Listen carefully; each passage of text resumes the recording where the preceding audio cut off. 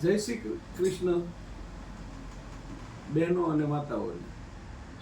ભગવાન શ્રી કૃષ્ણ એટલે આજે આઠમ, જે આપણે હિન્દુ તહેવારોમાં જે બધા ભક્તિભાવથી આજે આઠમનું રાહ જોતા હોઈએ છીએ.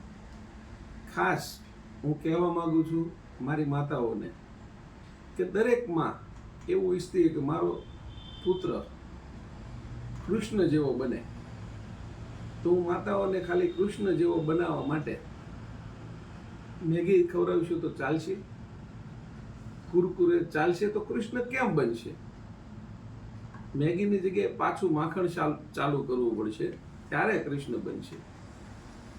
મેગી હોય કે કુરકુરે હોય કે કોઈ ચટાકા પટાકા ખવડાવીએ કે કોઈ અધર કોઈ વસ્તુ પડીકા આપણે ખવડાવીએ છોકરાઓ, તો કૃષ્ણ ક્યાંથી બનશે?